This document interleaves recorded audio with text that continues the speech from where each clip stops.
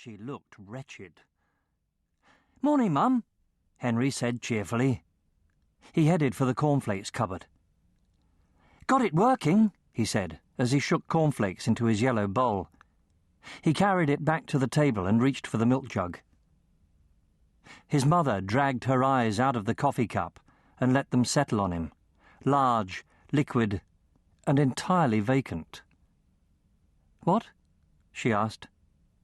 "Got it working," Henry said again. "Flying pig, got it working. Never thought the machinery would hold up. Cardboard machinery, give me a break. But it's cool. I'll show it to you later if you like." "Oh, yes," his mum said, but in that dreamy, distant tone that made him wonder if she still didn't know what he was talking about. She forced a smile and said, "That would be nice." Martha Atherton was a good-looking woman. Even Henry could see it. Her hair was starting to go grey, but the FBI and the Spanish Inquisition would never get her to admit it. To the world, she was brunette, with auburn highlights. Her build was curvy, not exactly plump, but enough to stop her looking starved. Henry liked that, even when she looked like death. Who didn't look like death first thing in the morning? Henry spooned cornflakes into his face. "Where's Dad?" he asked. "Did he come home last night?" Sometimes Dad stayed over when he was working late. He wasn't back last night when Henry crashed, but then Henry crashed early last night. He'd been so tired out by Mr Fogarty that he'd hardly managed to glue the last bit of the flying pig together. For a second, he thought he saw something in Mum's eyes. Then it was gone, and so was the vacant look, and she was saying casually, "Oh, yes, I expect he'll be down in a minute." Henry expected so as well. His father had his train to catch and hated to rush. "What you got planned for today, Mum?"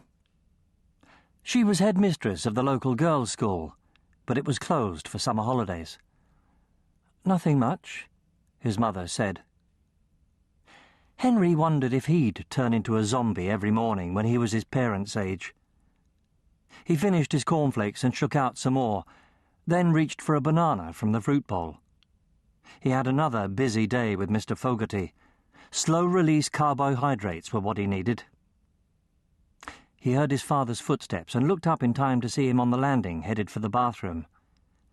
"Hi, Dad," Henry called, and was rewarded with a grunt. As the bathroom door closed, he tilted his chair and reached into the drawer for a knife. He cut his banana into chunky slices. Weird how the size made a difference to the taste. Then cut in an apple as well. "We got plenty of bananas?" he asked his mother. "What?"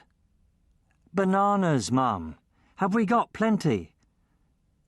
She stared at him for a moment, then said, "Yes, I think so." "Mind if I have another one?" Henry asked, wondering what was wrong with her. This was way beyond her usual mourning of the living dead. Her eyes drifted up to the landing. "Have as many as you like," she said in that offhand way he usually interpreted as disapproval. But why make a big deal about a lousy second banana? He felt the familiar flash of guilt, but took the banana anyway and cut it in as well. Then he got up and headed for the fridge to see if there was any strawberry yoghurt. He was doing justice to the mixture when his father came out of the bathroom, showered, shaved, and dressed in his natty blue-grey business pinstripe. Something suddenly occurred to Henry.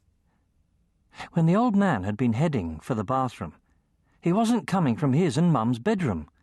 He'd been coming from the direction of the spare room. Or had he? Henry frowned into his cornflakes, trying to remember. He thought Dad had been coming from the spare room, but he wasn't sure. Why would the old boy want to sleep in the spare room anyway? Unless he got back so late Mum had already gone to bed and he didn't want to wake her. Except he'd been home late lots of times, and that had never worried him before. Maybe Henry just got it wrong. He'd only caught a glimpse, after all.